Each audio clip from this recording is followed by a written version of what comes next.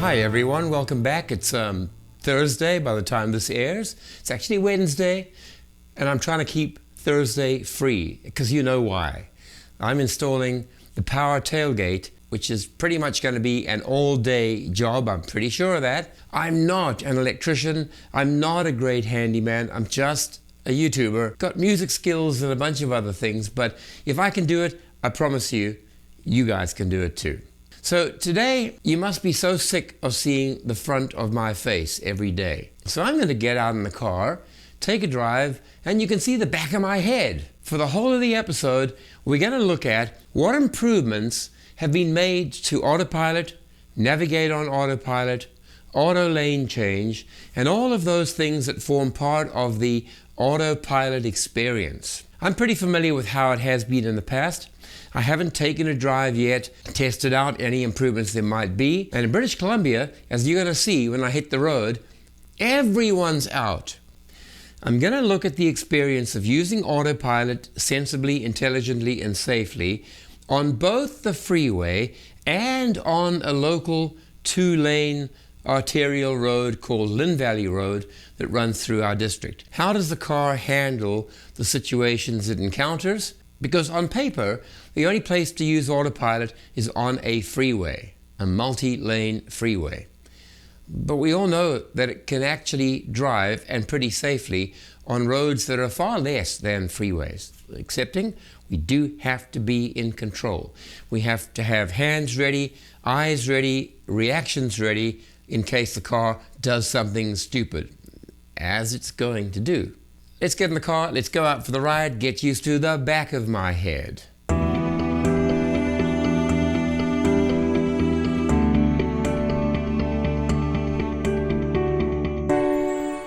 When I get beyond this intersection, I'm going to just put it into autopilot and travel behind the existing traffic.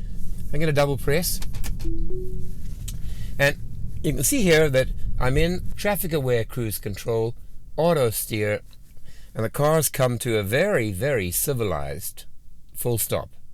One of my complaints a long time back was that the car took so long to actually sense movement. Let's check it this time. Okay, that's not bad. That's not bad.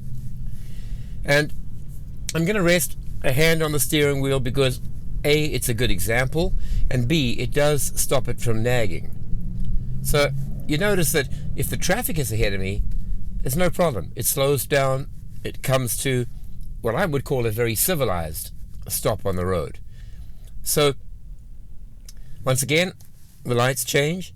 I am aware that the latest update has traffic light and stoplight awareness, but I do not have full autopilot. I purchased enhanced autopilot, and here's a big old North Vancouver bus on my right. Definitely don't want to tangle with him. But the car's doing a great job, automatically steering, automatically adjusting speed. Now, this is important. You do need to be ready at an instant's notice to take over. Of course, you will notice, as you look at the touchscreen here, that there we are, tiny little cones it's seeing. Listen, it translates any object as a cone, whether that be a real cone, or a barrel, or a thin little pole with orange on it. It will translate it as a triangular cone, and that's fine. I'm happy with that. So here we come to the lights, not doing anything, foot is on the floor, and I really like the way that it stops. Nothing wrong here. The cars have begun to move, and so have I. That's better. That's definitely better. Put your fingers on the wheel, it says, and I have. Now watch the cones start appearing over there. There we go, and here it'll show some more. Yep.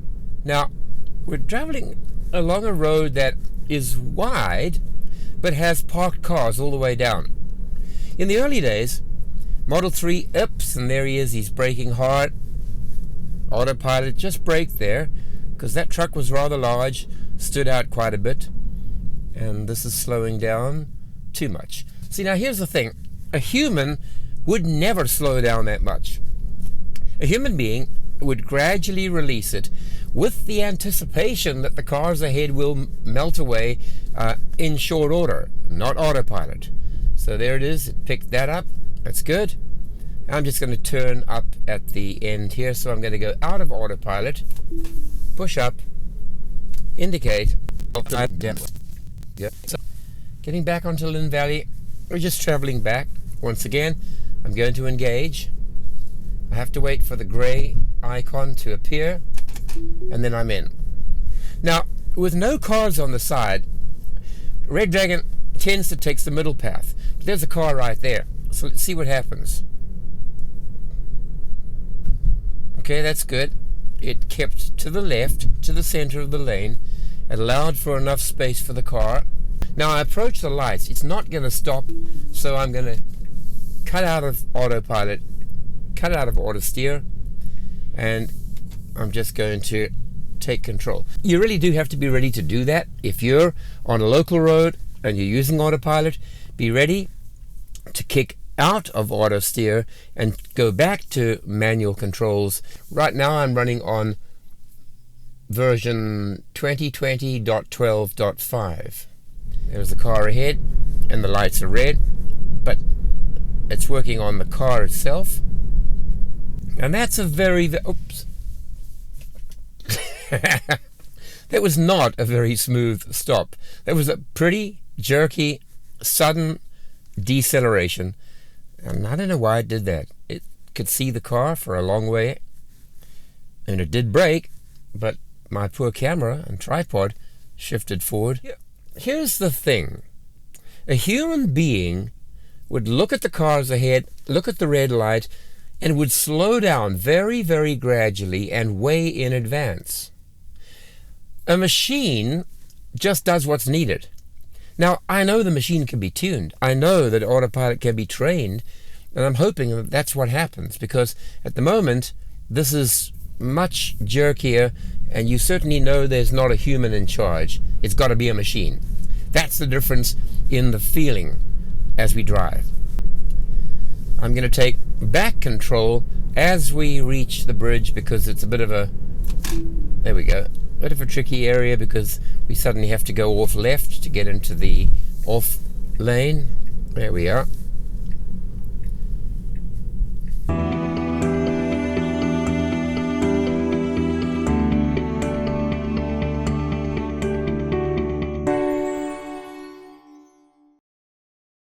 Got to think of a location that I can take myself to. So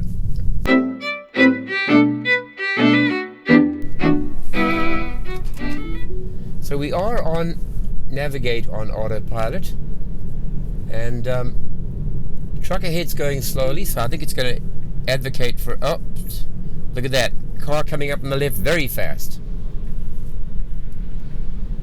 So Red Dragon continues to indicate, but it ain't going to try jumping in. Now it went immediately.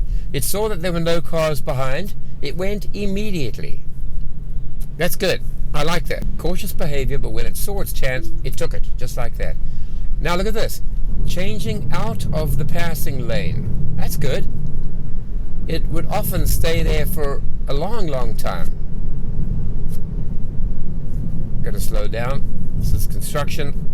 They fine you pretty heavily here. Okay. Max of 80, and I'm going 85. Actually, the max is lower than that because the road signs are different from what Google Maps has. This is all new road, so the car is absolutely steering on the visuals from the camera, because I don't believe the maps have been updated quite yet, and the road's going all over the place, but it's doing a fantastic job. There we go. Really good job. Back onto navigate on autopilot. So when it's a single line like that, you know that it's on the navigate method. When it goes into two blue lines, you know that it's just going to be lane keeping. It'll do lane keeping. It will not automatically exit at the correct off-ramp or change lanes to get to the correct off-ramp. Here's a car just cutting in front of me, but Red Dragon says we're going to turn out. It noticed that car, And now it's going for it. That's impressive. I'm impressed with that. So the lane changing, to me, is definitely better than it used to be. Lane changing used to be tentative and hesitant and jumpy. Right now, I've experienced it twice. It indicates well in advance, it waits while the cars pass, and then it jumps very quickly when it discovers that it's an open road. That's an improvement. That's noticeable. It's changing out of the fast lane to allow the guy behind me to push on. That's good. And you'll notice that the single blue line there will be changing to a double line within a few seconds. 25 meters, 0 meters, there it goes. And now it's happy to do some lane keeping, but it will not go back to navigating until we're out of the tunnel.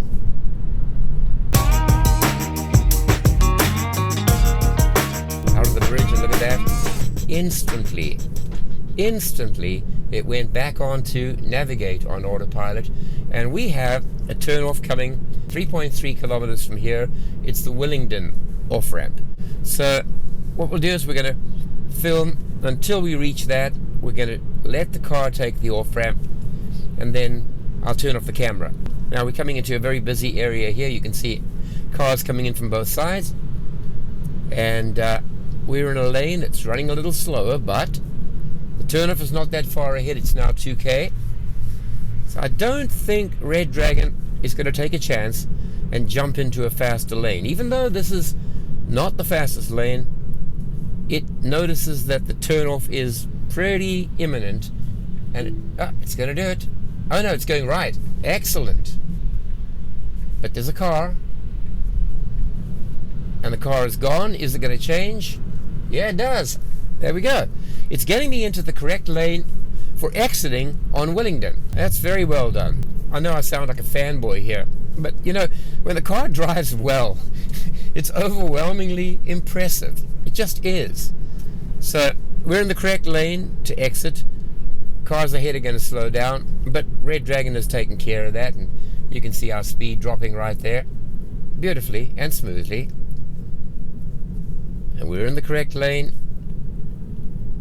At a certain point, it's going to indicate, going to take me off, but I think both lanes will allow for exiting.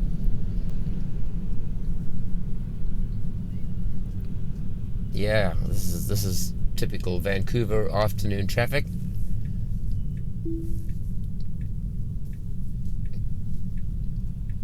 Well,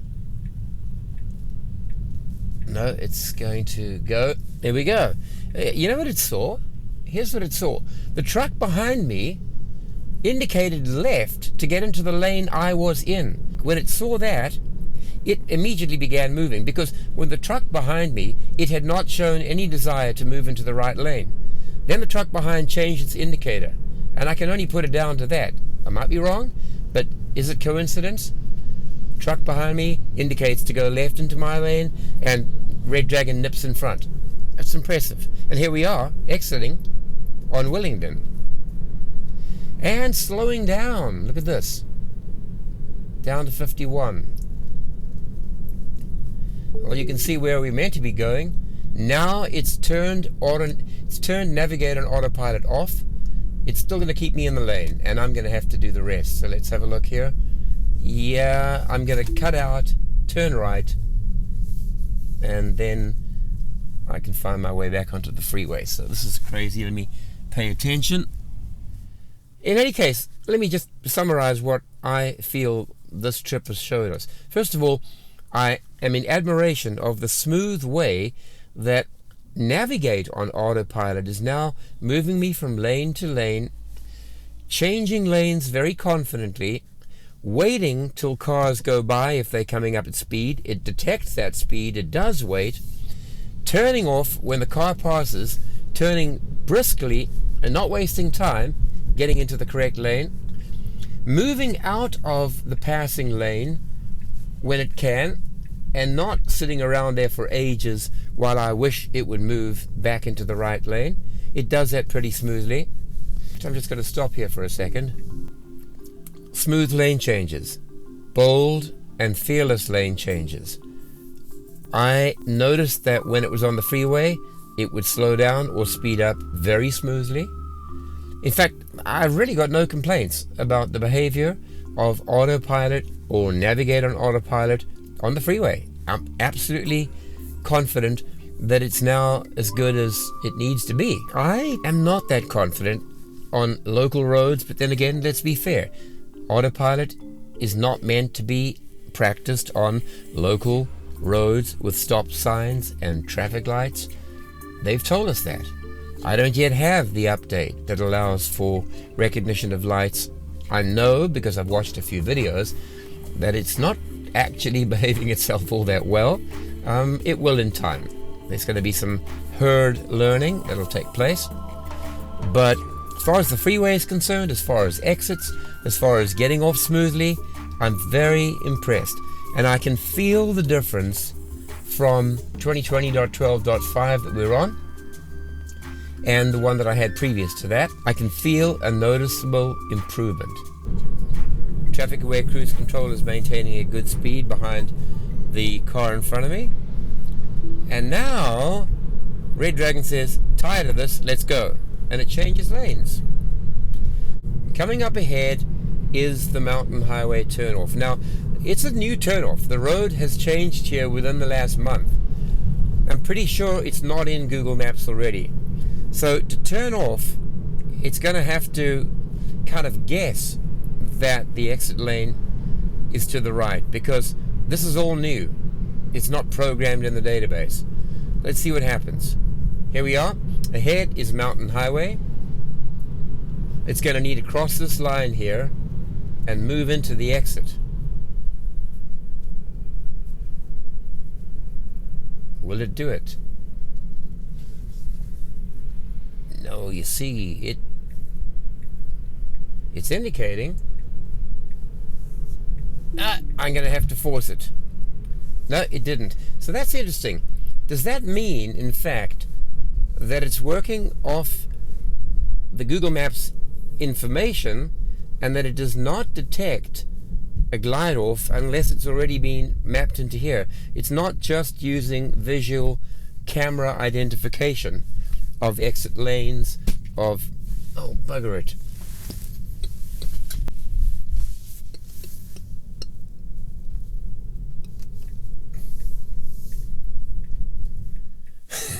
That was a minor little upset there. The whole camera tipped over. Got to get myself one of these suction cap attachments that let me hang it from the roof. Some of those donations that have come through are going to be going toward exactly that. Attachments and supports and stabilizers for the camera. Now, what does autopilot do right here with all these cars? Let's have a look. First of all, it's 40 kilometers an hour here. Okay, it's coming to a stop. Yeah, it's not exactly detecting that that truck was parked on the side of the road. Let's try again. And we're traveling at 35 because this is a 30 zone. And it sees cars parked ahead. What is it going to do? It's going to go past them. Okay. There are more cars ahead. Let's see what happens here. Seeing it as a single lane, as you can see, it's a single lane, but it's detecting cars that are parked and stopped. It's not thinking that they're part of the traffic. What will it do here?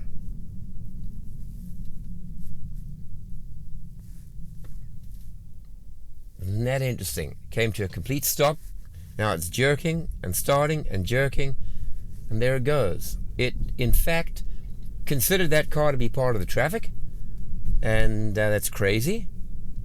And at other times it'll just keep going, like here. There we are. It's deciding that it... oh, look at that. Oh, take control immediately. No, it's not very good at that.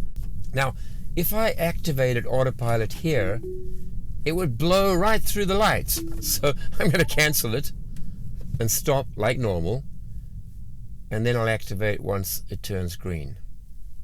Okay, so we go through the intersection before the gray steering indicator appears. There we are. And now I'll keep a hand on the wheel. So ahead of us is a set of red lights, but there's a truck there. There's a car parked, it's stopped. Therefore, Red Dragon is going to stop. Will it do it smoothly? Pretty much. Yeah, that's not bad at all. And then it senses the car beginning to move, and that was pretty smooth. I mean, I've had that before where it came to a jerky stop and then waited before, oh, now we got a red light and no cars ahead. So, oops, and it just turned green. No, I'm not going to chance it. Okay, we can do it from here. So the cars are easy for Red Dragon to detect. It'll easily slow down, follow the traffic, but traffic lights, stop signs, not a chance. And here we do have more traffic on the right-hand side of the road, but it's a wider overall lane, so mostly Red Dragon is realizing that this is fine. We'll stick close to the center line, and the cars on the side are just parked. Done a good job so far, but there's a big truck ahead. Let's see what happens here. Oh, that's nice. It just moved toward the center line. Car in front of us is turning off. It slows down. And come on, Red Dragon, you can go. I do find that it is very slow to pick up again. A human would anticipate a car turning away and would start to accelerate. Red Dragon waits. But you know what? Better to err on the side of caution. And at this point, I'm going to kick out of it because we're pretty much back end of the trip. So that was a fun episode to do. A couple of points here. Number one, I've got to get me one of those suction cap attachments where I can hang my camera/phone from the glass roof, where it's not going to fall over, be bumped around, and it'll just sit recording beautifully. That's number one on my list.